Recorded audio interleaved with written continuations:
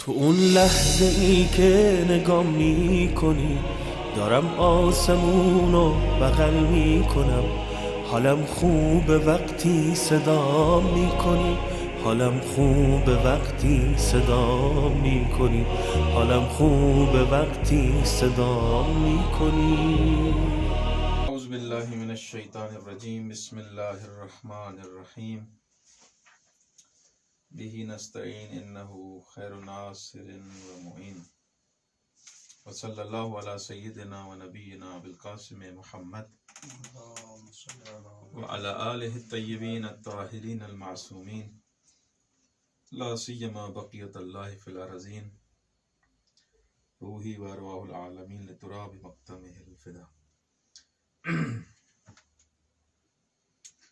برہان نظم کے بارے میں ہماری گفتگو چل رہی تھی اور ہم نے وعدہ کیا تھا کہ برہان نظم آیا قرآن میں استعمال ہوا ہے یا نہیں، اس کے بارے میں ہم آج گفتگو کریں گے۔ دیکھیں، ہم نے بیان کیا کہ برہان نظم میں انسان کی کوئی دخالت نہیں ہوتی، کہ یہ کائنات کا جو نظام چل رہا ہے ایسا منظم ہے کہ ایسی ہستی ہے جو اس کائنات کے نظام کو چلا رہی ہے، اس کے اعضاء اور اجزاء آپس میں کیا ہیں؟ ہم آہنگ ہیں۔ جب یہ پتا چلا مجھے کہ یہ اس کے اعضاء اور اجزاء منظم ہیں، ہم آہنگ ہیں، ایک دوسرے کے ساتھ جڑے ہوئے ہیں، تو اس کا مطلب یہ ہے کہ کوئی ہے جو ان کو نظم دیے ہوئے ہے، کوئی ہے جو ان پر حاکم ہے، اور جو ہے وہ باشعور ہے، خوب حکیم ہے۔ کچھ افراد کہتے ہیں کہ اس استدلال سے اصل وجود خدا کو ثابت نہیں کیا جا سکتا، بلکہ اس کا ثمرہ یہ ہے اس برہان کا کہ خداوند جو ہے وہ علم و حکمت والا ہے، علیم ہے اور حکیم ہے۔ لیکن کچھ افراد کہتے ہیں نہیں، یہ خود برہان نظم بھی خدا کے وجود کے اس بات کے لیے کافی ہے،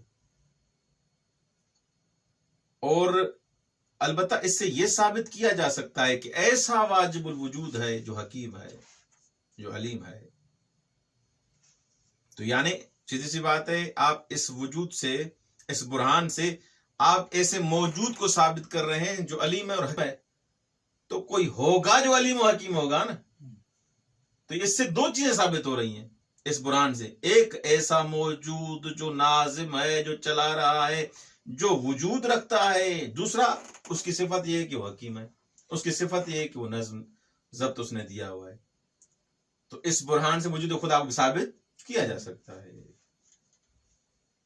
البتہ اس برہان سے کچھ خدا کی دوسری جو صفات ہیں ان کو ثابت نہیں کیا جا سکتا، جیسے وہ خداوند متعال واجب الوجود ہے، اس کا ہونا ضروری ہے، اس کی وحدانیت ہے، وہ ایک ہے، توحید نہیں، وہ اس برہان ثابت نہیں ہوتی۔ اتنا ثابت ہوتا ہے کہ وہی ہے، کوئی ہے جو حکیم ہے، جو مدبر ہے، جس نے اپنے علم اور شعور کے ساتھ اس کائنات کو خلق کیا ہے۔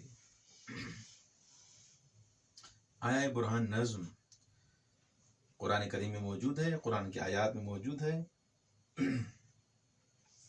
تو قرآن کریم کی کچھ آیات بیان کر رہی ہیں کہ برہان نظم قرآن کریم میں موجود ہے۔ کچھ محققین فرماتے ہیں ان آیات کی تفسیر میں، اس کی آیات کی تفسیر میں کچھ دیدگاہیں اور کچھ نظریے موجود ہیں۔ یہ جو آیات تکوین نظام کے بارے میں بیان کر رہی ہیں کہ یہ آیات انفسی، آیات آفاقی جو قرآن میں بیان کی گئی ہیں کہ ان میں تدبر کرو، ان میں غور و فکر کرو، اپنے وجود میں غور و فکر کرو، اس کے بارے میں کچھ نظریات ہیں۔ کچھ محقق کہتے ہیں کہ یہ آیات در واقع مقدمہ ہے استدلال عقلی کے لیے۔ خوب، یہ آیات۔ کچھ افراد کہتے ہیں کہ یہ آیات فقط معرفت فطری کو یاد دلانے کے لیے بیان کی گئی ہیں، تاکہ غفلت نہ ہو انسان، تاکہ انسان بھول نہ جائے، اس فطرت کو جگانے کے لیے آیتیں ہیں، اس کا برہان نظم کے ساتھ کوئی رابطہ نہیں ہے۔ کچھ افراد کہتے ہیں نہیں، ایسے نہیں ہے کہ فقط یاد دلانا ہے، فطرت کو یاد دلانا ہے اور آپ بھول نہ جائیں اور فطرت کو متوجہ کرنے کے لیے آیات بیان کی. نہیں، بلکہ جدال احسن کے لیے یہ آیات بیان کی گئی ہیں، تاکہ کیا آپ مشرکوں کے ساتھ، کافروں کے ساتھ، ایتھیسٹ کے ساتھ، مشرکوں کے ساتھ، ملحدوں کے ساتھ جب گفتگو کر رہے ہیں، آپ کے پاس آیات موجود ہیں، ان آیات میں ایسے راز اور اسرار موجود ہیں جن سے آپ ان کے ساتھ مناظرہ کر سکتے ہیں، گفتگو کر سکتے ہیں. اچھا، وہ کون سی آیات ہیں؟ 3 نظریہ آپ نے سمجھ لی. اچھا، قرآن کی ایک آیت ہے سورہ آل عمران کی 190. بسم اللہ الرحمن الرحیم. ان فی خلق السماوات والارض واختلاف اللیل والنہار لآیات لأولی الالباب. ہاں، خدا کی اس خلقت میں، آسمان و زمین کی خلقت میں، اختلاف لیل و نہار یعنی لیل کا جانا، نہار کا آنا، رات کا جانا، دن کا آنا، یہ آیات ہیں اولی الالباب کے لیے. آیات یعنی کیا؟ یہ نشانیاں ہیں کہ کوئی ہے جو ان کو چلا رہا ہے، یہ آپ ہی نہیں ہے. ایسے ہی خود بخود تو سسٹم نہیں ہے نا، یہ خداوند متعال ہے، یہ نظام تکوین، یہ سارا کائنات کا نظام جوڑا ہے. یا ایک جامع حدیث امام صادق علیہ السلام کی تلاوت کرتے ہیں اس میں. یا مفضل اول العبر والادل علی الباری جل قدسہ تحیت هذا العالم وتألیف اجزائہ ونظمها على ما ہی علیہ. اے مفصل، سب سے پہلی جو عبرت اور دلیل ہے خداوند متعال پر، وہ کیا ہے؟ تحیت هذا العالم، اس عالم کو جو خداوند متعال نے ہیئت عطا کی، حالت عطا کی ہے، اور اس میں جو نظم اس کے اجزاء میں عطا کیا ہے، نظم علی ما ہی علیہ. فإنك اذا تأملت العالم بفکرك ومیزته بعقلك، جب اس عالم میں فکر کرو گے، اس میں غور و خوض کرو گے، ومیزته بعقلك وجدته كالبيت المبني، جب اس میں غور و فکر کرو گے سمجھو گے کہ ایک گھر بنا ہوا ہے.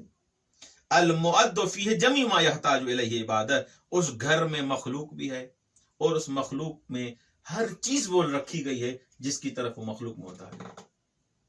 گھر میں تمام ضروریات کا سسٹم رکھا گیا ہے.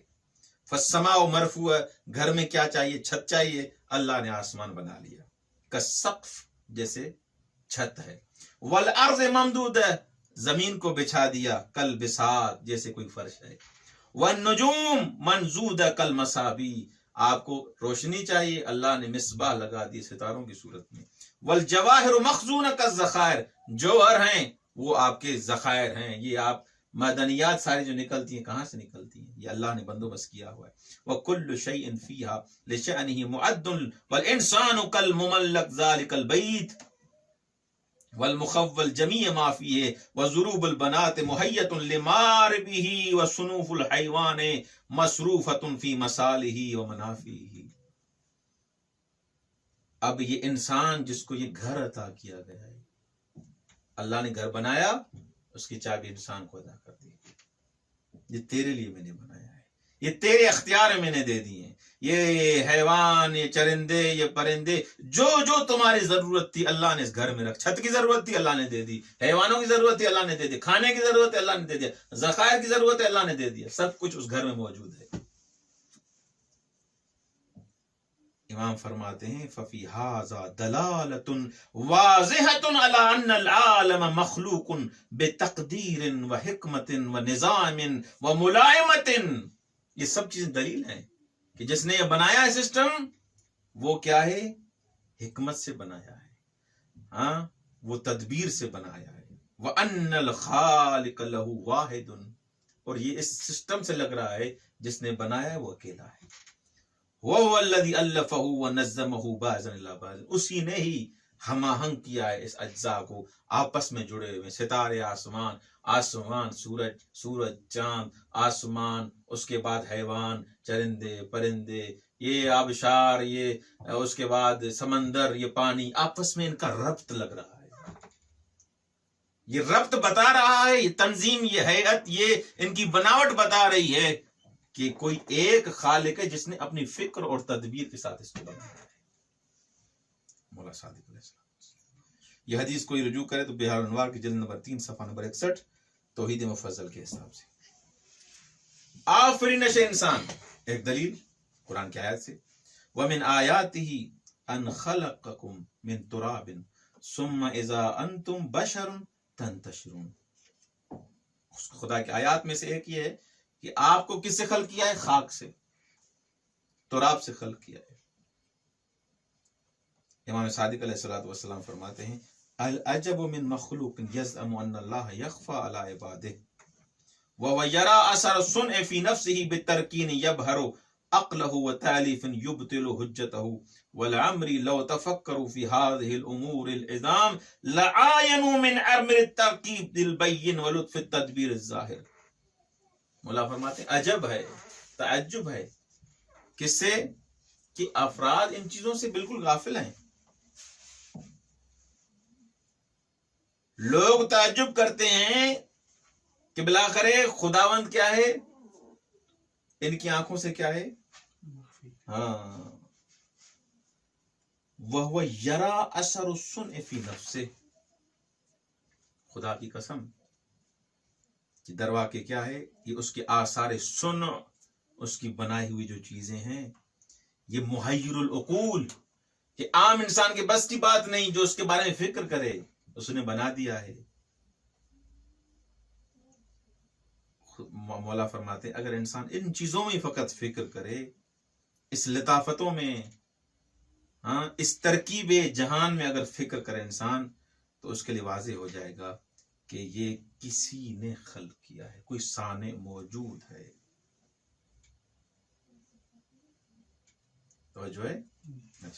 زبانوں کا اختلاف، وَمِنْ آيَاتِهِ خَلْقُ السَّمَاوَاتِ وَالْأَرْضِ وَاخْتِلَافُ أَلْسِنَتِكُمْ وَأَلْوَانِكُمْ إِنَّ فِي ذَلِكَ لَآيَاتٍ لِلْعَالَمِينَ.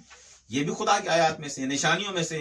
زمین آسمان کو خلق کیا، مختلف زبانوں کو خلق کیا، مختلف رنگوں کو خلق کیا. لَآيَاتٍ لِلْعَالَمِينَ.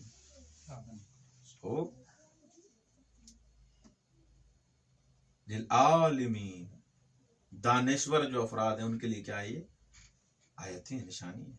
تأمل یا مفضل ما انعم اللہ تقدست اسماءه به على الانسان من هذا النطق الذي يعبر به عما في ضميره وما يخطر بقلبه ونتيجة فكره وبه يفهم عن غيره ما في نفسه ولولا ذلك كان بمنزلة البهائم. اے مفضل جان لو، تفکر کرو، یہ خدا کی نعمت ہے. خدا نے نعمت سخن تمہیں عطا کی ہے، بولنے کی طاقت، جو انسان کے ضمیر میں ہے اس کو بیان کرتا ہے کہ میں یہ چاہتا ہوں.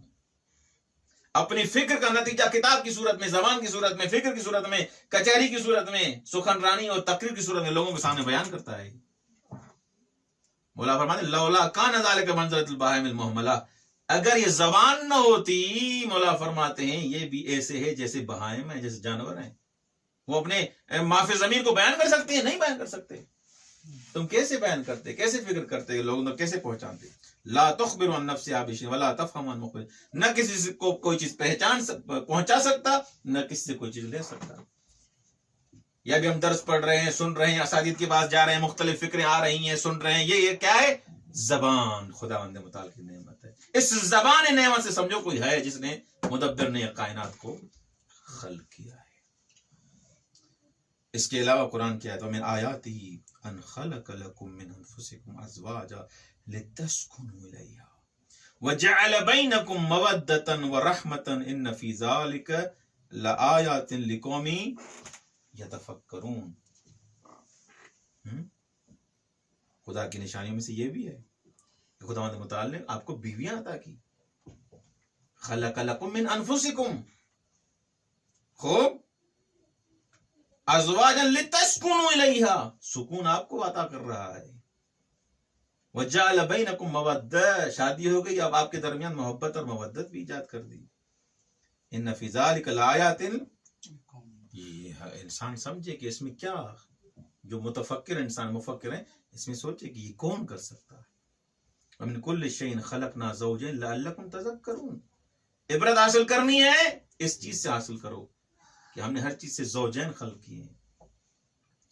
زاد النور بالظلم والجلالۃ بالبہم، یہ ساری احادیث آپ انسان اگر مطالعہ کرے تو سب دلالت کرتی ہیں خدا کے وجود پر.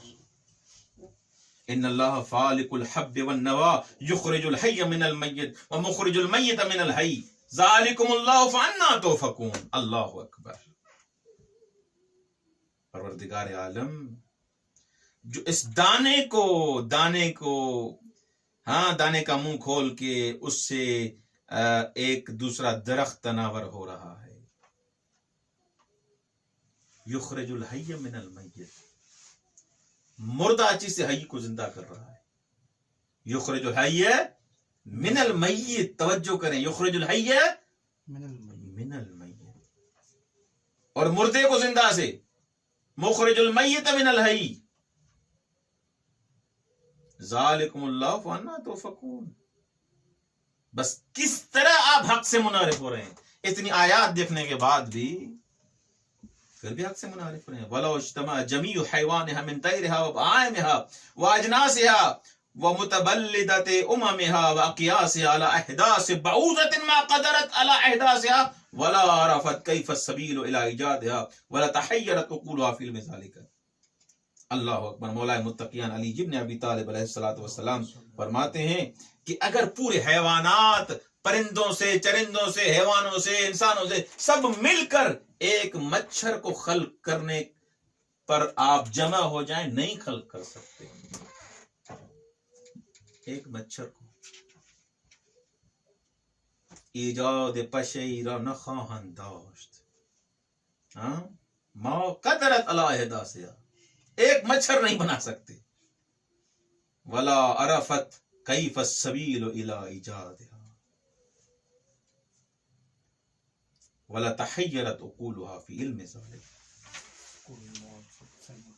اور یہ وهو الذی انزل من السماء ماء فاخرجنا به نبات كل شيء فاخرج منه خضرا نخرج منه حبا متراکبہ ومن النخل من طلعها قنوان دانیة وجنات من اعناب وزیتون والرمان مشتبها وغیر متشابه انظروا الى ثمره اذا اثمر ان فی ذلک لآیات لقوم یؤمنون. یہ آسمان سے پانی آ رہا ہے، اس کے ذریعے آپ کو حیات مل رہی ہے، اس کے ذریعے یہ گھاس اوپر آ رہی ہے، اس کے ذریعے یہ پودے اوپر آ رہے ہیں، ان کو حیات مل رہی ہے. یہ کون کر رہا ہے؟ آیات لقوم یؤمنون. یہ سب نشانیاں ہیں. تأمل الحکمت فی خلق الشجر واصناف النبات فإنها لما كانت تحتاج الى الغذاء الدائم كحاجة الحيوان. یہ پودا، یہ درخت بھی ہمیشہ غذا کا محتاج ہوتا ہے.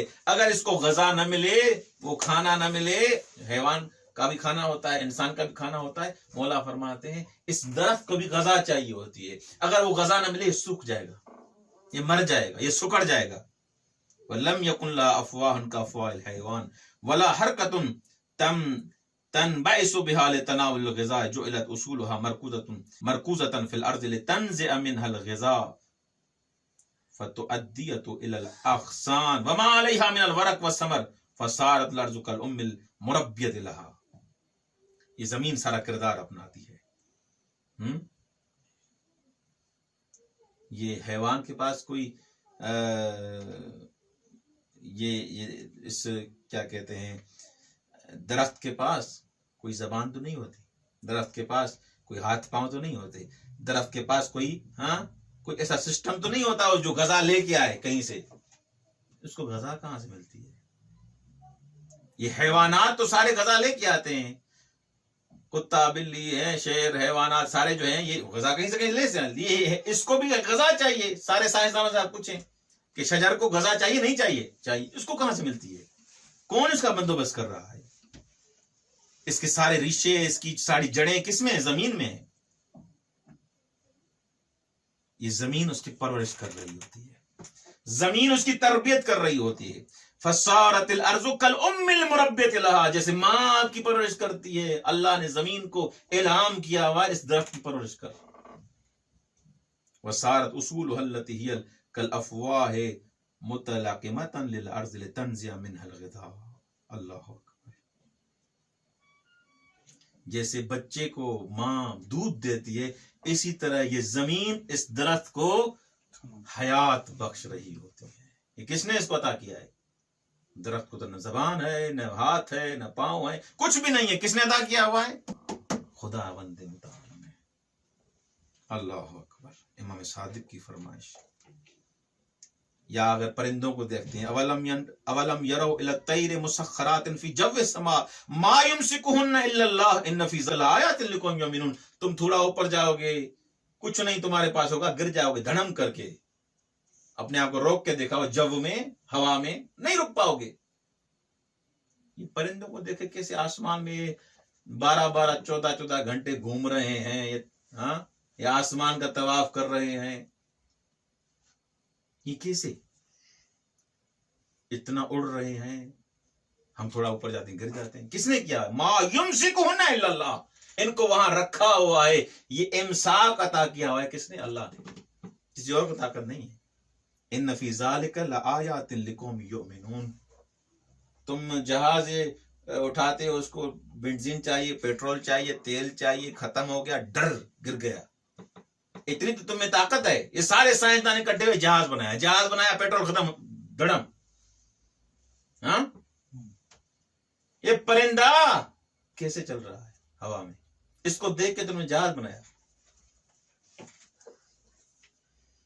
تو بہرحال یہ قرآن کی آیات اور اہل بیت علیہ السلام کی احادیث اس بات پر دلیل ہے کہ کوئی ہستی موجود ہے جس نے ان کائنات کو نظم عطا کیا. ہر آیت میں یہ ہے کہ آیات لأولی الالباب. ہاں، یہ مومنوں کے لیے آیت ہیں، مفکروں کے لیے آیت ہیں، مومنوں کے لیے آیت ہیں، اولی الالباب کے لیے آیتیں ہیں. فقط تفکر تو کرو، غور و فکر کرو، آپ کو خدا نظر آئے گا. خدا اصلاً کہاں چھپا تھا؟ خدا تو ہر جگہ موجود ہے، لیکن تم دیکھو تو صحیح اس آنکھ سے دیکھتے نہیں ہو. پھر آپ خدا کے منکر ہو جاتے ہو، ملحد ہو جاتے ہو. اس انداز سے دیکھو، تمہیں ہر جگہ خدا نظر آئے گا. فقط اپنے وجود میں تفکر کرو، خدا تمہیں ہر جگہ نظر آئے گا. یہ تھا برہان نظم، مجموعہ ایک منظم چیز کا، جس کو ایک خاص عامل اس نے اس اجزاء کو کیا ہوا ہے؟ منظم کیا ہوا ہے، آرائش دی ہوئی ہے. بہرحال یہ برہان نظم کے بارے میں ہماری قرآن آیات اس انداز سے ہم نے بیان کی، اور آگے پڑھنا ہے انشاءاللہ العزیز. برہان وجوب اور امکان کو کل پڑھیں گے. والسلام علیکم ورحمۃ اللہ وبرکاتہ.